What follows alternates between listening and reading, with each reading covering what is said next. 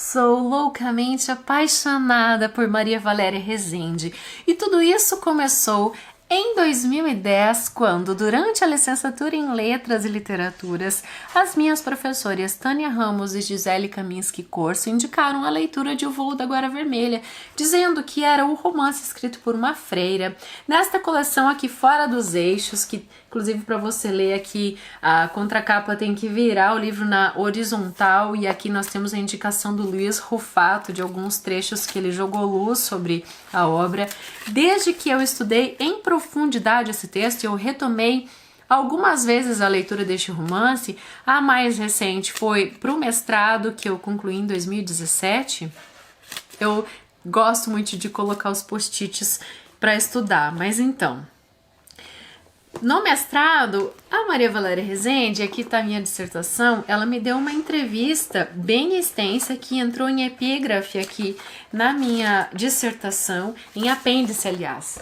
Entrou em apêndice, então começa aqui, se chama Entrevista por Telefone, Leituras de Família e de Mundo, Colorindo Romances, né? Então a gente tem esse apêndice inteiro e depois tem a entrevista por escrito, que a gente passou alguns dias trocando ideias. Quando eu entrei em contato com ela para dizer que eu queria fazer uma entrevista com ela para minha dissertação, que eu trabalhei então 3 romances, O Voo da Guará foi um dos romances, também trabalhei O Continente, o tomo 1 e 2 do Érico Veríssimo, e Os Sinos da Agonia do Altran Dourado, o autor mineiro. E eu fiz uma costura sobre mulher tecelã, porque para mim aqui em O Voo da Guará a gente tem uma Sherazade às avessas, né? A gente tem a Irene que ganha de novo uma vontade de viver quando escuta as histórias do Rosário, né? E a gente tem o homem contando a história, por isso que a Sherazade é às avessas, mas toda baseada em história, no texto, nessa tessitura, né? Então a gente tem sim uma mulher tecelã e um homem tecelã neste romance. Aí, quando eu fiz o meu texto, um dos textos que eu fiz em homenagem, que entrou aqui nesse concurso, né, cultural, tive a felicidade de ter a publicação de 2 textos, eu fiz um spin-off do Rosário, ou seja, o que aconteceu com esse homem 13 anos após o fim do romance, né? Então ele termina daquela maneira desolada, e o que ele faz depois, como ele vive a vida dele. E é o texto que está na página 43 e 4 do livro. Mas o texto que eu escolhi para ler é o que está na página 45, que se chama Da Mochila da Freira Sherazade às Avessas, que é um compilado que eu faço de tudo que eu tenho conhecido a Valéria, né? Não só essas conversas que a gente vem tendo de 2016 para cá, como tudo que dela li, tudo que dela absorvi e passei adiante, e todas essas trocas tão ricas, né? Eu gosto de dizer que, por exemplo, dentro desse livrinho aqui do Ouro Dentro da Cabeça, a gente sabe que está contido, né? Esse livro está contido dentro de O Voo da Guara Vermelha, porque a gente tem, aqui nas histórias que o Rosário conta, tem um momento que ele vai por garimpo, né? E ele passa por toda essa situação de trabalhar procurando o ouro, e ainda é um homem sem nome, assim como o protagonista de O Ouro Dentro da Cabeça. Então é muito curioso. Aqui em Histórias Daqui e da Colar, a gente tem algumas circunstâncias, estou procurando aqui, cadê? Me perdi nos livros, que estão, não tá aqui, tá aqui no outro lado, que estão naquele livrinho, Nas Curvas do Caminho, um menino diferente. Em um dos contos desse livro, se não me engano, a gente tem alguma partezinha da história do Biel, né? Desse menininho aqui que tem essas diferenças.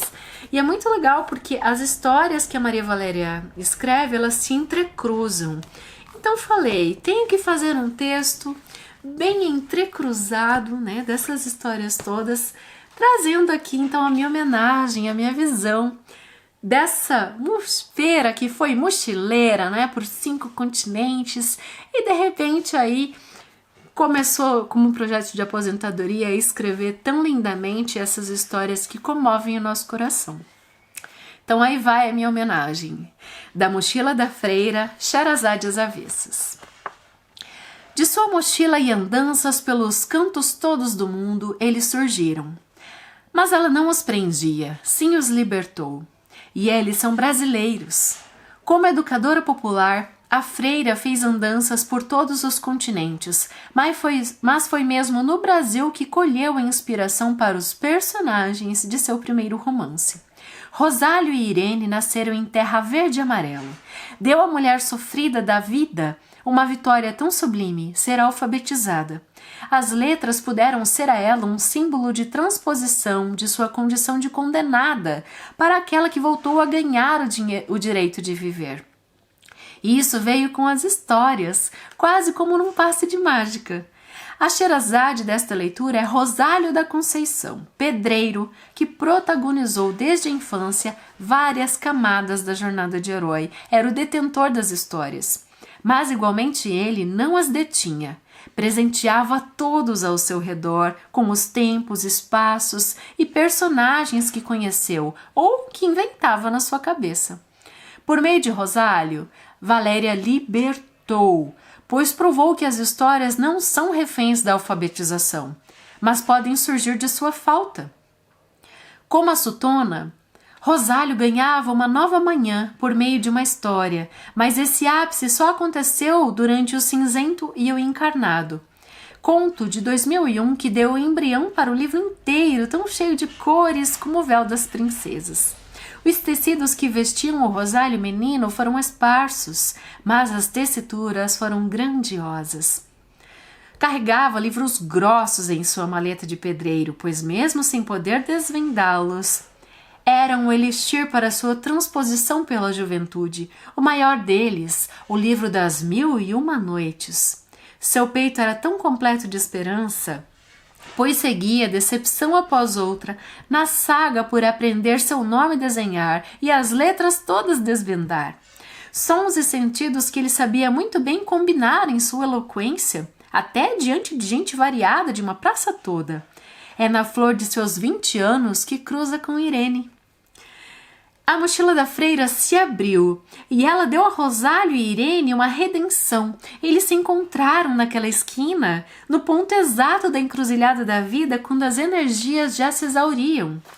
Ela, recém-descoberto o vírus HIV positivo, entre seus bibelôs quebrados e tocos de velas queimados.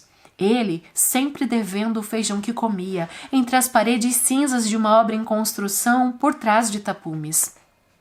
Ele começa a lhe contar novas histórias todas as noites. Ao amanhecer, a prostituta desperta o caderno encerrado no 2º grau e começa a escrevê-las. A alegria do homem quando descobre que a mulher detinha o mistério das letras é gigante. Ela lhe ensinou a percorrer os contornos do alfabeto, enquanto ele ensinou a ela que o sentido da vida é mesmo essa jornada de herói constante. Com a mochila nas costas, somos buscadores por excelência. Mas o caracol prova que, quando se carrega sua subsistência, é melhor se formos mais leves, só com o essencial para valorizar a vida. Quando os tênis da freira já estavam bem gastos, com marcas da sola na África, Ásia, Índia, América do Norte e Oceania, decidiu descalçá-los. Tinha colhido histórias de alfabetização pelo mundo inteiro, romanceou a vida, que tantas vezes é novela. Percebeu que a Guará Vermelha é um símbolo de ressurreição. Santista que é, viu o movimento dos estuários que acompanhou na infância sumir quando construíram a siderúrgica de Cubatão. Só depois de muitos anos e do trabalho de despoluição é que, da janela do ônibus, viu o Guará Vermelho voltando. Ou ele, ou o caranguejinho vermelho ao qual se alimenta, dando-lhe a cor da plumagem. O senso comum fala em baú de histórias. A freira alfabetizadora tem mesmo, é a mochila.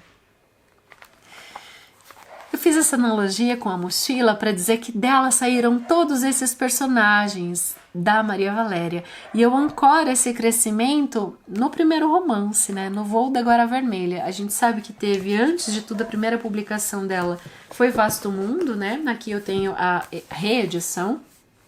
Na época não foi considerado um romance, né? Foi considerado um livro de contos, né? Um livro. E depois, então, ele ganha esse status de romance, principalmente nessa reedição aqui da Alfaguara, que é tão bonita, eu super recomendo.